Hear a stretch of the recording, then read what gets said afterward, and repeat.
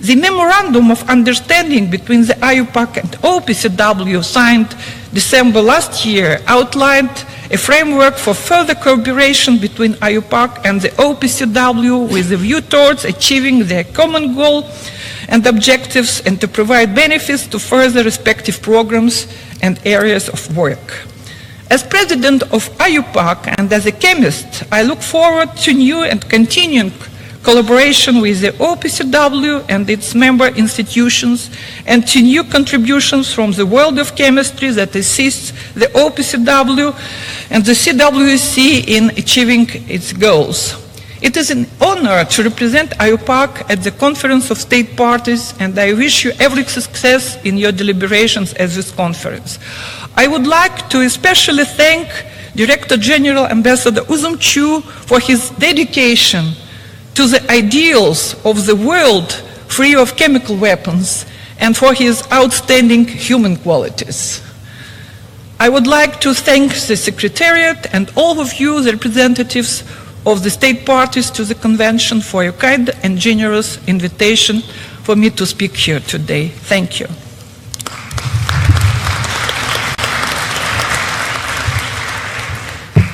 Thank you, Madam President, for your statement. We shall, ladies and gentlemen, we shall continue now with the presentation by the non-governmental organizations.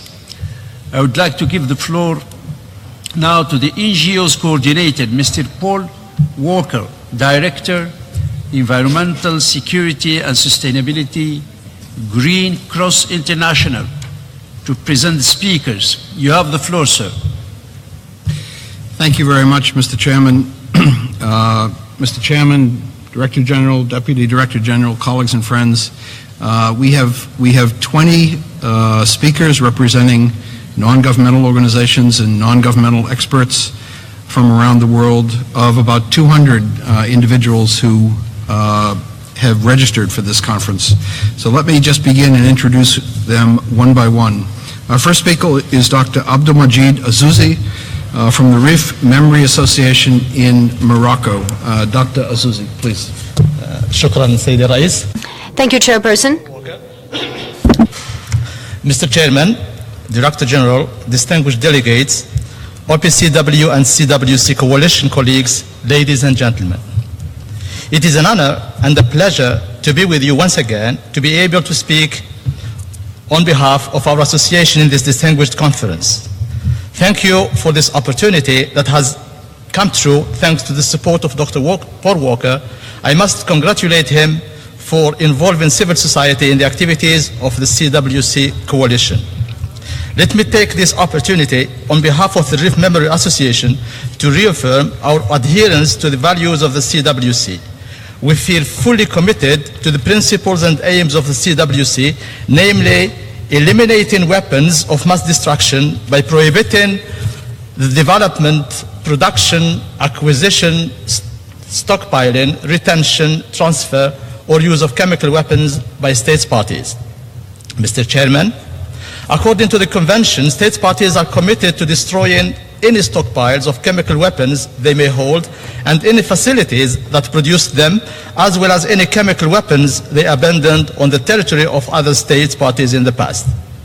We do believe that there are remains of mustard gas or mustard agent in the Rif soil and water, dating from the Rif War from 1921 to 1927.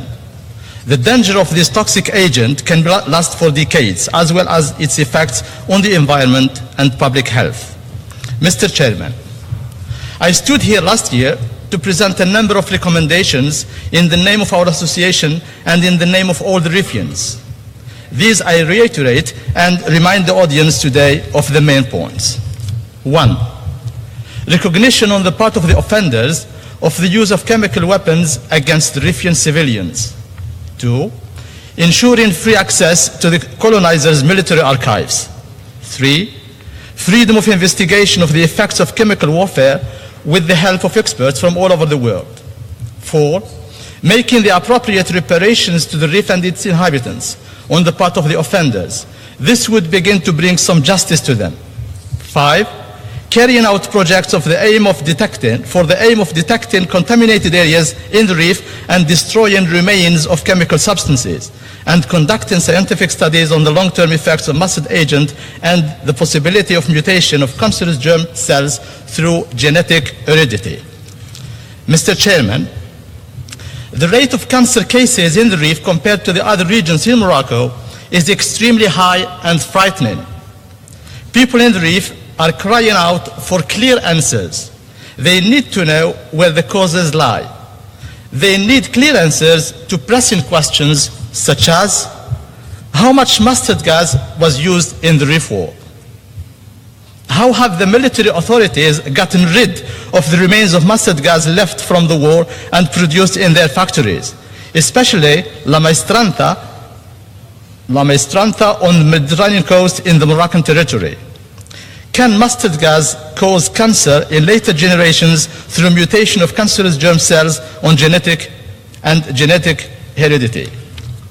Mr. Chairman, let us all believe in the humanitarian aspect of this matter and discard any political considerations.